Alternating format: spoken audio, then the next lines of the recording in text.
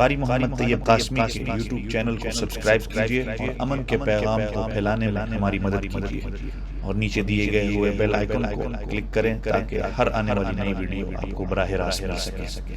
اور پھر آخری فرمایا حضور پاک صلی اللہ علیہ وسلم نے کہ وہ بندہ کہ جو اپنے دائیں ہاتھ سے صدقہ دیتا ہے اللہ کے راستے میں، خرچ کرتا ہے کہ اس کے بائیں ہاتھ کو بھی پتہ نہیں۔ اس کا یہ مطلب نہیں ہے کہ میں دائیں ہاتھ سے پیسے دوں کہ میرے بائیں ہاتھ کو پتہ ہی نہ ہو کہ وہ کتنا۔ اس سے مراد یہ ہے کہ اعلانیہ نہیں، خفیہ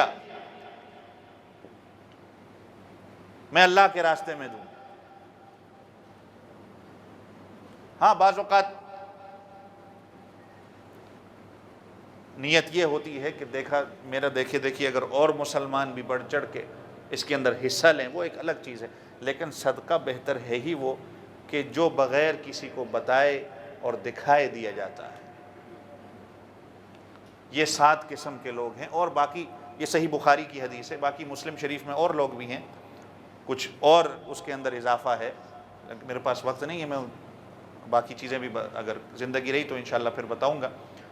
تو یہ 7 قسم کے لوگ۔ نمبر 1 یاد ہے نا، امام عادل، عادل بادشاہ۔ آپ تو کہیں گے کہ بھائی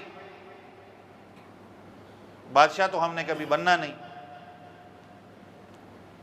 وزیر اعظم تو آپ نے کبھی بننا نہیں، تو یہ تو ہمارے لیے نہیں ہے، باقی تو آپ کے لیے ہیں۔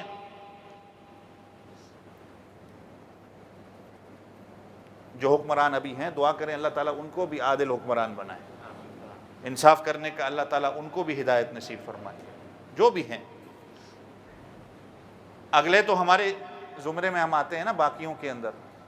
اور دوسرا، شاب نشأ فی عبادت اللہ، نوجوان جس کی جوانی اللہ کی عبادت میں گزرے، اس کی جوانی اللہ کی عبادت میں گزرے، پروان چڑھے۔ اور میں نے کہا کہ علامہ ابن حجر اسقلانی نے کیا کہا کہ 15 سال سے لے کر 30 سال تک نوجوان